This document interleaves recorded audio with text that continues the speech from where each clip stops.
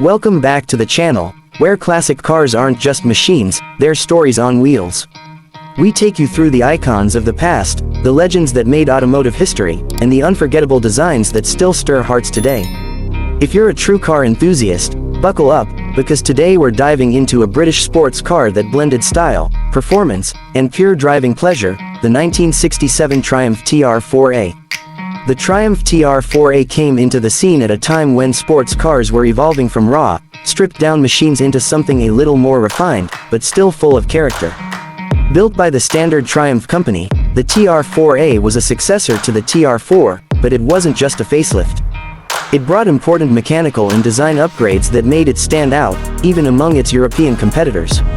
At first glance, the TR4A kept that sharp, elegant body penned by none other than Giovanni Michelotti, the Italian designer responsible for some of the most beautiful automotive lines of the era.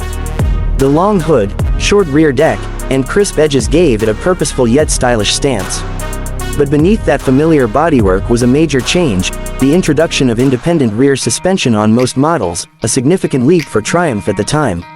This gave the TR4A a smoother ride and more predictable handling, making it more comfortable for long journeys without sacrificing the fun factor on twisty roads.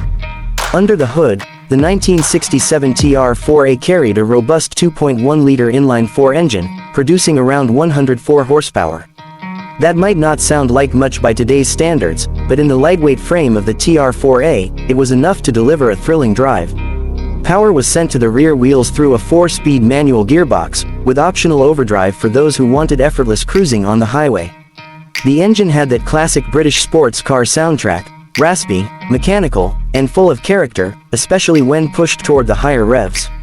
Inside, the TR4A reflected a perfect balance between sportiness and comfort. The wood veneer dashboard, chrome-rimmed gauges, and leather-trimmed seats gave it an upscale feel, but everything was laid out with the driver in mind.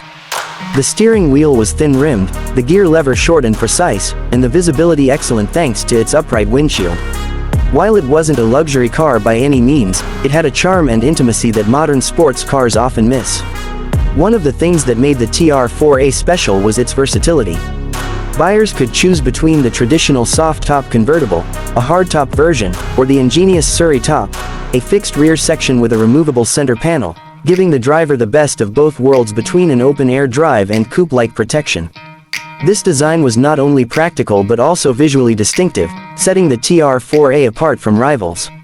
On the road, the TR4A was everything a classic British sports car should be: light, responsive, and engaging.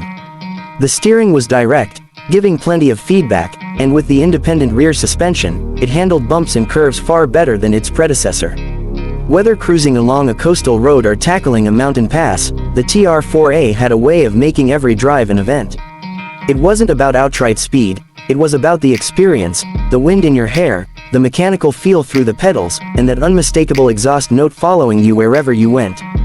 The 1967 model year was part of the TR4A's relatively short production run, which lasted from 1965 to 1967 before being replaced by the TR5. During that time, it built a loyal following, especially among drivers who appreciated its combination of style, comfort, and genuine sports car dynamics. Today, it's a beloved classic, with enthusiasts restoring them to original glory or tastefully upgrading them for modern roads. Maintenance on a TR4A, like many classic British cars, requires a bit of dedication.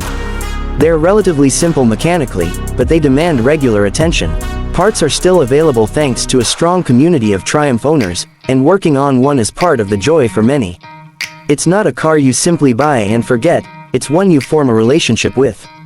In the world of classic sports cars, the TR4A occupies an interesting place.